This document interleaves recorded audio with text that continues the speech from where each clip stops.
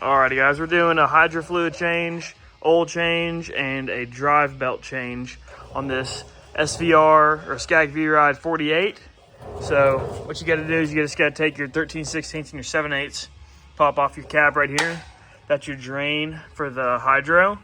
And we're gonna go back in with a new Scag filter and some new hydraulic fluid.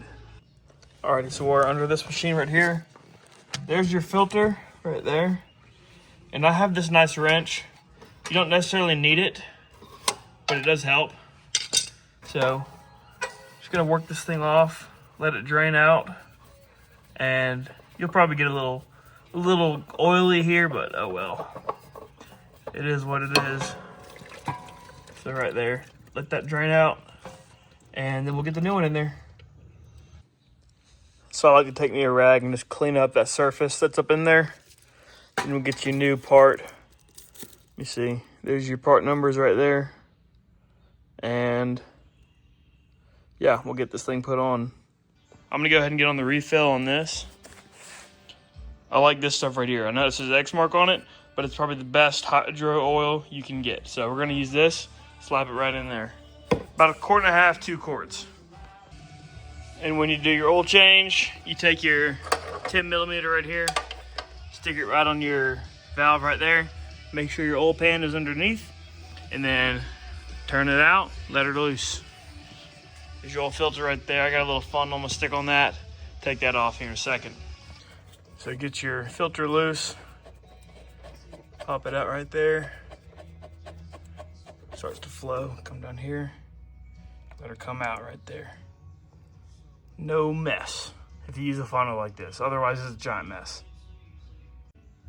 So same deal here, just taking a little oil, putting a little oil on that rim there, on that gasket, and then we'll throw this back in there.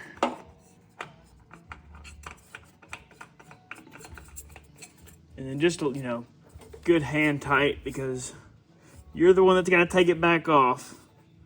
You don't want to overdo it, for sure. And then I like to take a little bit of brake clean and just hit it, clean it up.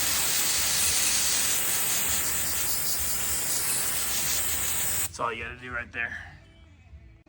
So these motors, they just fill up really slowly. So you get you a really big funnel like this, and you can put in whole quart, just real quick, like that. And then you go right to your next quart, because while you're still working on that, it just takes a long time. I don't know why.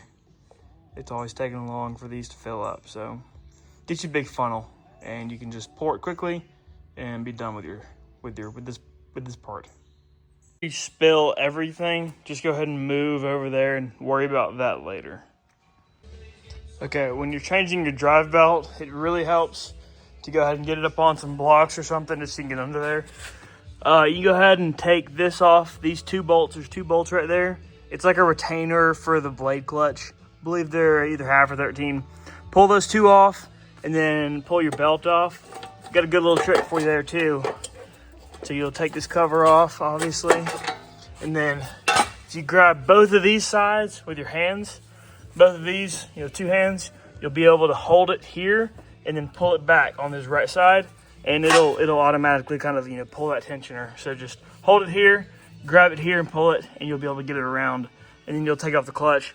You'll actually leave the clutch on, just pull this keeper off, and then undo your electrical connection for your clutch, and then you can get the drive belt off. So this part right here, it sits where those 2 holes are underneath, and it goes through and it holds the deck clutch, the deck belt clutch on, or it holds it, stationary. So you get that off, and you run down there, get you a breaker bar. It's a 3/8 square, so 3/8 square on the idler down there. Pull your belt off, new belt on. After you take this apart first. Then go down there, pull the belt off, new belt, put it all back together. So there's your part number right there.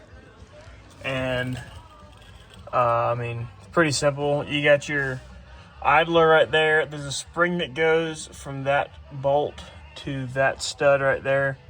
when you compress the, or when you rather decompress that spring, when you pull it together with your breaker bar, just pull that spring off and everything comes apart real easy. So yeah, that's pretty much it. Throw your belt back on and then, you know, put everything back together. All right, I really think the hardest part of this whole operation is getting this dadgum connector apart. The belt is really not that hard. It is just your standard, you know, belt tensioner, and you're off. So, but yeah, from there, plug this back in. You're gonna put this back on, which your 2 bolts again go right in there, and then I can go ahead and, well, I'm gonna wait for a second, but then you just pull your belt back on this spindle, and yeah, Bob's your auntie. We'll throw some grease on everything. There's like probably 8 or 10 grease zerks on this thing. You put oil in it, and we'll be good to go after that. Alrighty, so if your belt is looking like this, it's definitely time to change. If you get little cracks in between your ridges, so go ahead and change it out. But got her greased up, oil change, hydro belt, drainage. Alrighty, it's gonna wrap it up. Y'all keep wrenching, keep it wide open. We'll see you next time.